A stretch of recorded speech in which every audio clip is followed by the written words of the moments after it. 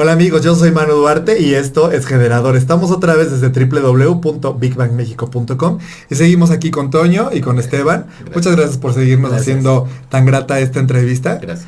Y bueno amigos, esto es Generador, no se vayan.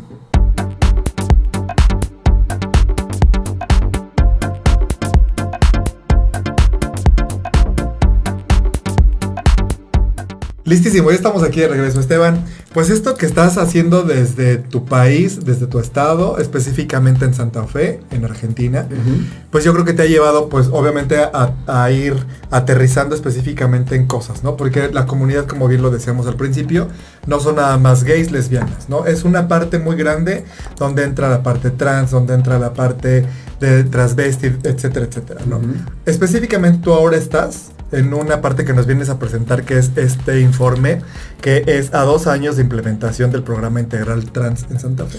Sí, nosotros partimos de la hipótesis de que dentro del colectivo de la diversidad LGBTI, la población trans claramente es la que se lleva la peor parte, es la menos numerosa en nuestro colectivo, menos visible, por supuesto, y por tanto más ausente de las políticas públicas, que ha luchado mucho para acceder al reconocimiento de sus identidades. Ustedes en la Ciudad de México tienen una ley local, nosotros tenemos una ley nacional, en algunos otros países de América Latina ya hay leyes, pero la verdad es que la discriminación social y exclusión es impresionante. En Argentina el 95% de las personas trans no acceden al trabajo registrado, el 67% han dejado sus estudios en algún momento, no han terminado primaria o secundaria.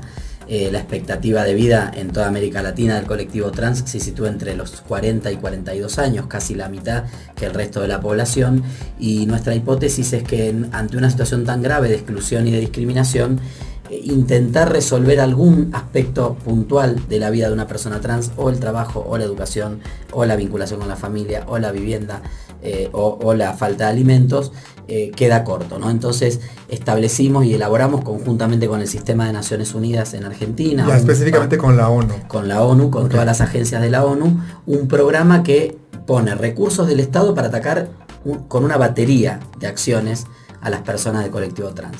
Entendiendo que son una población pequeña, en la provincia de Santa Fe, a partir de la aprobación de la Ley de Identidad de Género, poco más de 900 personas trans accedieron a su DNI.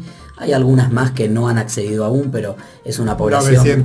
900, que pueden ser 1100, 1200 con las que no han accedido en una provincia de 3,5 millones de habitantes. Digamos, una población totalmente alcanzable, encontrable, visible. Claro. Entonces el programa, de alguna manera, que está liderado por personas del colectivo, tiene un vínculo permanente y directo con cada persona trans para ver de qué manera podemos encarar los distintos desafíos que plantea. Y en estos 3 años, el informe del año pasado, ahora está por salir el informe actualizado con los datos de este tercer año, en estos 3 años del programa, la verdad es que ha habido resultados muy importantes. 150 personas del colectivo trans hoy volvieron a la escuela a terminar sus estudios con una beca económica que paga la Más o menos qué edad tienen. Bueno, y eso te quería preguntar primero, sí. Porque hay mucha gente, bueno, sí que nos ven, no todo el mundo está familiarizado o identificado, ¿no? Exacto, con los términos. Y que aunque nosotros los conozcamos específicamente, cuéntanos y cuéntale a nuestro público qué es una persona trans, lo que estás metido hoy. Una persona trans es una persona que ha nacido con una corporalidad, con una genitalidad, con pene o con vulva, pero que en el proceso de construcción de su identidad de género, un proceso que vivimos todos entre los 2 y 4 años, así como la mayoría de nosotros construimos nuestra identidad de género acorde a nuestra genitalidad, es decir, se nos asignó un género masculino porque nacimos con pene y nos identificamos como varones. Después desarrollaremos nuestra orientación sexual si somos gays, bisexuales, etcétera, pero digamos, tenemos una consonancia, una concordancia entre nuestra genitalidad y el género que percibimos. En el caso de las personas trans, esto se da de forma diferente, o sea, a la hora de construir la identidad de género, sienten que ese cuerpo, que ese género que se les asignó, no las representa, y lo van a expresar. Hoy por hoy hay muchos espacios de acompañamiento. Esos niños y niñas, al expresar esta identidad de género, si pueden vivirlo, lo van a vivir y lo van a desarrollar con acompañamiento que de alguna manera ahora, no es más visible, pero es un poco más abierto. Un poco más visible. Lo que pasaba históricamente y sigue pasando mucho todavía es que cuando el niño o la niña manifiesta esto, la familia dice no, esto no es verdad, esto no puede pasar, comportate como un hombre, comportate como una mujer, esto te vamos a curar, sacate la pollera, sacate el pantalón, cortate el pelo, ponete largo el pelo, etcétera. Entonces eso queda en un proceso latente hasta la pubertad, cuando vienen los cambios corporales, y ese contraste entre el cuerpo que siento y el género que identifico y el que me devuelve el espejo se amplía, Claro. porque ahí nos crecen los pechos. ¿Y cuántos se crecen- siguen con eso? Y sí. Por la parte social. Entonces, prefieren no reclamar. en resumen, las personas trans son personas que expresan un género diferente al que se les asignó Ok. al momento del nacimiento. Esta disonancia del género, esta diferencia que aparece, tiene un impacto social muy fuerte todavía por producto de la discriminación y el prejuicio, ¿no? Porque seguimos pensando que las únicas personas que tienen identidad de género son las personas trans, ¿no? Las personas que no somos trans también Claro. tenemos una identidad de género, que se expresará de otra manera. Y esto genera muchas veces exclusión del hogar, discriminación y estos datos de los que hablábamos antes, ¿no? Entonces hay como 3 estrategias de política. Por un lado hay una parte del colectivo que son personas mayores de 40 que han sobrevivido a esa expectativa de vida tan baja con las cuales el Estado tiene que hacer políticas de reparación. Y que no dejan de verlas como enfermos. Totalmente, pero aparte estas personas no han accedido al empleo, a los 40 años viven adulteces mayores adelantadas, tempranas, porque ya han pasado por muchas situaciones de violencia. Después tenemos como la capa media de las personas entre 18 y 40 años que están todavía con posibilidades de insertarse socialmente y para eso también tiene que haber Pero estrategias. 18 a 40 es un rango. Sí, O sea, pero es un colectivo que muere joven, o sea claro. y ahí tenemos que trabajar en la inserción escolar, en la inserción laboral, etc. Y con los niños y niñas en estos procesos de acompañamiento a las familias, porque esa política de los niños y niñas, nosotros en Santa Fe tenemos un servicio estatal de acompañamiento a las familias y a los niños y niñas adolescentes trans, es la mejor política de prevención de la discriminación y la exclusión. Cuando un niño o una niña adolescente se cría en una familia que acompaña, que entiende, que comparte, y que brinda amor y que brinda cariño y que brinda contención, los resultados en materia de inclusión social luego en la escuela, en los ámbitos laborales, en la universidad y con el resto de la familia cambian enormemente. Entonces ahí tenemos como distintas estrategias para cada etapa de la vida trans que el Estado tiene que asumir como Y responsabilidad. que para eso existe esta subsecretaría. Totalmente. Perdóname, Toño, apenas, esa duda, acabas de decirnos esto, como es un colectivo que tiene una vida muy corta, ¿cómo es esta parte? O sea, ¿la vida de una persona trans es menor o...? Bueno, a ver, es una vida muy corta porque las personas trans están expuestas a muchas situaciones de riesgo producto de la discriminación. Durante mucho tiempo no han podido acceder a los servicios de salud. Entonces su construcción y expresión corporal, obviamente una persona trans, yo nací con un pene pero me siento mujer, voy a querer que el espejo me devuelva una imagen del estereotipo femenino, ¿no? Y eso cómo se consigue en el sistema de salud pública, con tratamientos hormonales, con operaciones, con acompañamiento médico, sanamente, en acompañamiento desde el sector de salud como debiera ser. Cuando no llegas al centro de salud, te sometes te automedicás, te inyectás silicona para aumentar pechos o cola o cadera, etcétera. Estás expuesta desde los 12, 13, 14 años si sos excluida de tu familia al trabajo sexual. El trabajo sexual expone a violencia, expone a infecciones de transmisión sexual. Luego si te enganchas una infección de transmisión sexual tampoco accedes al sistema de salud porque esa puerta sigue cerrada. En la escuela no pudiste permanecer porque vas a ir a un lugar donde todos los compañeros te hacen bullying, donde la escuela no reconoce tu identidad, donde le están hablando a una persona que vos no sos. Entonces hay como un combo de exclusión que determina una muerte temprana, no por ser trans. O sea, las personas trans que han podido superar el cerco de la discriminación hoy viven 50, 60, 70 años como cualquier otra persona. Claro. O sea, no hay un tema de ser trans o no trans, sino que hay un tema de la condición y el entorno social que se monta en torno a lo que la sociedad sigue viendo en una persona trans. Claro. A ver, ¿qué pensarías de alguien que cree que no es un tema prioritario para que el gobierno invierta en todo estos temas? Porque hay quien lo piensa, desde luego no nadie de los que estamos aquí lo creemos, pero hay quien cree que bueno, hay niños que se están muriendo de cáncer o de VIH y pues mejor hay que invertir ese recurso público en esos niños. O en ninguno de los porque dos. piensan que luego es una cuestión estética, ¿no? Que estrictamente estética Eso, de las justamente. personas. El Estado obviamente tiene recursos limitados y las necesidades sociales son ilimitadas. Lo que tiene que encontrar el Estado es un equilibrio para atender un poco a todos los sectores. Esa excusa este argumento de no vamos a atender a las personas trans porque hay niños que se mueren de cáncer o de hambre, es como cuando nos decían, bueno, el Congreso no puede perder el tiempo en el matrimonio igualitario porque los niños se mueren de hambre. Y hoy tenemos ley de matrimonio igualitario y los niños se siguen muriendo de hambre. Entonces, Cuando te contraponen una cosa con otra, no se ocupan de ninguna de las dos, como bien vos decías. Acá lo que hay que plantear es que dentro del marco de los derechos de niños, niñas y adolescentes, esto está en la Convención de los Derechos del Niño, claro, seguramente en la Ley de Protección a la Infancia de México, en la Constitución mexicana con la no discriminación, en la legislación argentina, hay un deber de protección y de garantía de la libre expresión de la orientación sexual, identidad de género de cualquier niño, niña, adolescente, y en ese sentido tenemos que pensar cómo atendemos todas las situaciones. En este caso tampoco es un paquete de recursos, Toño, porque los servicios de acompañamiento pueden ser servicios de acompañamiento familiares que se especialicen en esto, pero son recursos que el Estado muchas veces tiene. Nosotros hemos hecho una política pública de mucho impacto y muy austera. La verdad que hay gente que por todo lo que hacemos en Santa Fe piensa que tenemos el presupuesto del gobierno, que el gobernador dijo todo el presupuesto para ustedes. Y la verdad que no, es una política muy austera pero inteligente, vinculando los recursos que existen, activando a las personas que están trabajando en niñez, en educación, en salud, en virtud de esto. Y me parece que hay que pensar de alguna manera esto. Y son una prioridad estos niños, niñas y adolescentes, porque nosotros les tenemos el deber de garantizarles infancias felices y libres de discriminación, de prejuicio y de violencia.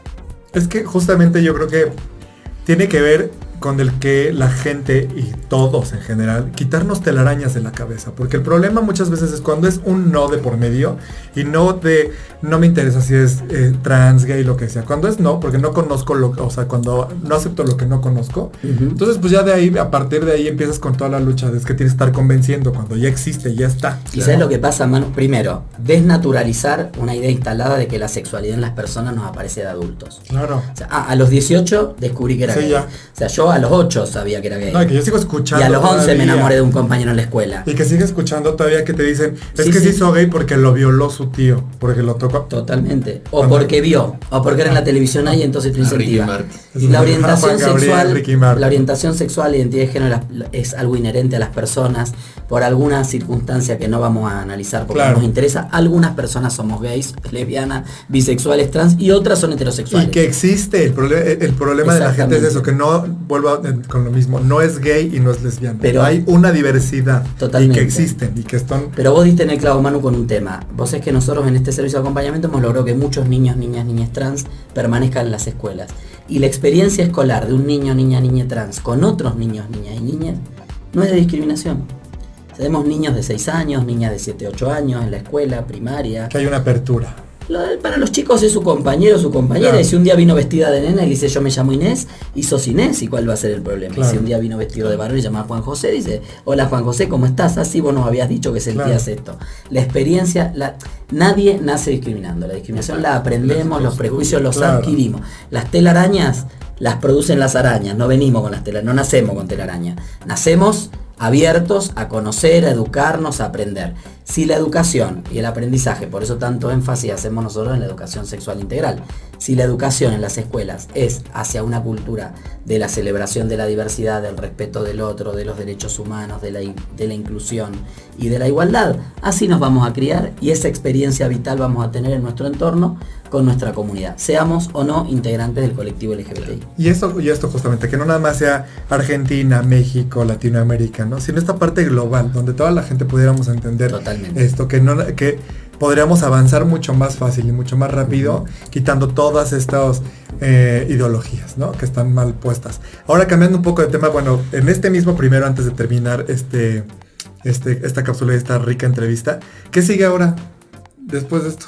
Bueno, en nuestro caso terminamos ahora en diciembre, así que seguramente de la mano de las agencias de Naciones Unidas compartir esta experiencia de 4 años con otras provincias, con otros países, con las organizaciones sociales, porque creemos que ha sido una estrategia que ha mejorado significativamente la calidad de vida del colectivo trans, del acceso a los derechos, y que con las adecuaciones que habrá en cada lugar, porque cada lugar tiene su particularidad, pensar en una política integral donde el colectivo trans es protagonista, creo que es muy importante. Claro, y que ojalá, que bueno, dependiendo, tiene que ver también con las elecciones, obviamente, sí, saber qué partido gana, volvemos con lo mismo. Esperemos que el gobierno que ganó en Santa Fe sostenga muchas de las políticas que se han realizado. Lamentablemente hay comentarios de que va a haber algunos ciertos retrocesos y bueno, nos tocará desde el activismo. Hablamos en alguna de las otras cápsulas, yo vengo del activismo, no nací funcionario, claro. Nací como militante y volveré a la militancia a defender muchas de las cosas que sea bienvenido, ¿no? Y que sea, como bien lo dices tú, así como la ONU, seguirnos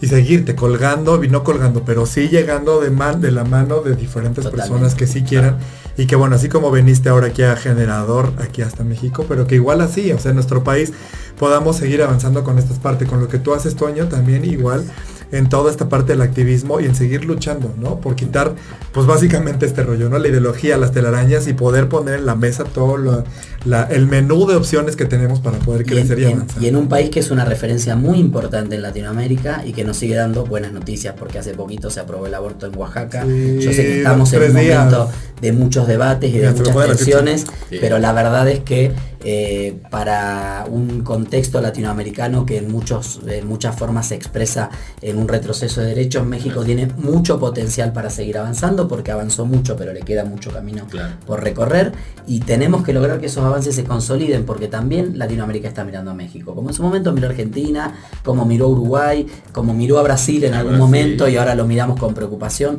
Bueno, creo que México tiene un contexto donde si las organizaciones logran una unidad, si logramos priorizar, aunque sea una agenda mínima común, para incidir, para que esa supuesta mayoría que existe en el Parlamento a favor de nuestros derechos se exprese en leyes concretas y no se vaya solo en declaraciones, pero eso es tarea del movimiento social, y creo que hay que fortalecer esa perspectiva para que México nos siga dando alegrías y buenas noticias. Qué bueno saberlo, que nos ven también así un poco, porque mira, nosotros mismos que vivimos aquí y que fuimos parte ahora de esta última marcha, que yo creo que esta última marcha ha sido un mar, porque fue de gente, o sea, yo creo que más, yo no sé si fue más que otras marchas, pero sí siento que fue muchísimas más empresas, mucho más asociaciones, ¿no? Como que ahora ha sido más el fortalecer esa parte un poco de lazo, ¿no? Entonces sí nos gustaría como que justamente el que estos mismos lazos pues se repliquen, ¿no? En muchos otros países, y que bueno, que bienvenido que estés aquí ahora y que nos cuentes de esto, porque pues es un tema que nunca va a dejar de tener importancia, ¿no? Más bien, Toño. No, pues muy amena la plática, creo que ya el tiempo ya se nos está acabando, pero a ver, de todo esto, ¿de qué serviría la lucha social? ¿De qué serviría avanzar en políticas públicas si también no somos felices, si también no nos divertimos, si no vamos a espacios a convivir? En tu ciudad, bueno, o en tu país, ¿cuáles son los divertimentos de la diversidad sexual? ¿Dónde se divierte la diversidad sexual? Los mismos que en todos lados. Los boliches. Antros, boliches. Hay zonas gays específicas. No, la verdad que no. Argentina es un país que no ha gentrificado gaymente las ciudades, pero sí es cierto que hay espacios establecidos de divertimento, también hay espacios públicos. Nosotros en la provincia tenemos casas de la diversidad en varias localidades, espacios públicos que ¿Cómo son estas casas de la diversidad? Son casas que son centros sociales y culturales donde la diversidad se expresa. Esa diversidad, se llaman casas LGBTI. Tenemos 4 en la provincia, donde se hacen actividades culturales, donde hay servicios, donde la gente puede concurrir en distintas ciudades. Tenemos paseos para la diversidad, pero digo, eso es del espacio público. ¿Cuántas tienen ahí en Santa Fe? 4 casas. 4 casas en 4 localidades diferentes. Y la verdad es que nada, la vida gay, lésbica, bisexual, trans, intersex en Argentina no difiere mucho seguramente de Me imagino que también la parte del, pues como las muertes, asesinatos, todo esto es mucho menor que en nuestro país, que todavía seguimos es una teniendo población más pequeña Argentina. Sí tuvimos un inicio de año muy complicado, ¿no? En la provincia, que este año hasta ahora por suerte no hemos tenido ningún crimen de odio en la provincia, pero a nivel nacional en algunas otras provincias, con Urbana bonaerense, algunas provincias del norte, arrancamos entre enero y febrero, tuvimos como 20 femicidios trans, y la verdad que quedamos muy conmocionados. Después bajó un poco la frecuencia, pero es cierto que no son gratuitos los discursos de odio. Cuando alguien desde un lugar de poder, por ejemplo una candidatura presidencial, dice que va a derogar la ley de identidad de género porque el que nació con pene es varón y la que nació con vulva es mujer, genera un odio de algún tarado tarada que anda dando vuelta por la calle, se le ocurre darte un tiro, lo que cree, golpearte, matarte a golpes. Entonces, pero una forma de permiso. Sí. Por eso tenemos que estar cada vez más orgullosos, más organizados, más en la marcha, que crezcan las marchas, que exploten. Que la marcha es eso, que luego la gente cree que no vas a decir que mostremos que nuestra lucha también reivindica el derecho a ser felices y a divertirnos. Claro. Oye, Esteban, me gustaría hacerte una invitación aquí en el programa, que que vas a seguir estando en Santa Fe y sigues, a partir de mañana te regresas. Sí. Ok, bueno, pero que hagas como nos hagas partícipe de todo lo que siguen avanzando allá. No? Y Big Bang México es justamente una plataforma de contenido digital donde tiene apertura para todos estos temas y que no es un tema más o un tema como de la diversidad, sino es un tema como muchos otros de los que existen y que todo lo que nos lleva al desarrollo humano, ¿no? Entonces, que nos mandes información, que escribas con nosotros, que nos comparta la colaboración que dice. Sí, esa la mando, lo de la se puede retomar citando la fuente, sería bueno. Sí, tenemos todavía, nos quedan 3 meses de gestión por delante, pero tenemos varios proyectos que están saliendo, una encuesta de la población trans, un protocolo para abordar el trabajo con las infancias que estamos elaborando con UNICEF. Hay como 3 o 4 cosas muy interesantes. Bienvenido. Que por supuesto que se las comparto. Mira, Big Bang México es aparte, tenemos muy poquito tiempo todavía, entonces salimos construcción. Sí, pues bueno, ya estamos ya construcción, ya estamos como en la parte del despegue, ¿no? Pero justamente es eso, ¿no? De tener esta plataforma en la que tengamos información completa, que a toda la gente nos interesa, ¿no? No son un solo tema. Y que así como tenemos esta parte de las entrevistas de streaming, que tenemos una revista digital, que tenemos una sección de columna para que la gente escriba, las noticias diarias. Entonces, justamente todo eso, que nos compartas todo lo que pasa en Santa Fe, en Argentina, todo lo que, bueno, tú tienes, igual que Toño, pues tienen una agenda de diferentes países, ¿no? Así bienvenidos. Con gusto. Tus redes sociales. Twitter, epaulonlgbt, Instagram, e.paulón. Y en Facebook buscan como Esteban Paulón y me van a encontrar. Esteban Paulón. Pues bueno, te vamos a dejar aquí. Ha sido un verdadero placer, Esteban, que estés con nosotros. Gracias. Toño, como siempre, bueno, amigo, ya estamos aquí. Gracias. Toño Medina, que es director nacional de la diversidad del PRD. Y Esteban Paulón, que es subsecretario de la diversidad sexual en Santa Fe. Ya, sin leerlo les voy a decir ahora. Muy bien. Amigos, muchísimas gracias. Esto fue Generador. Yo soy Manu Duarte y no se les olvide seguirnos en www.bigbangmexico.com. Y esto ha sido un verdadero placer. Muchas gracias. Nos vemos en la próxima.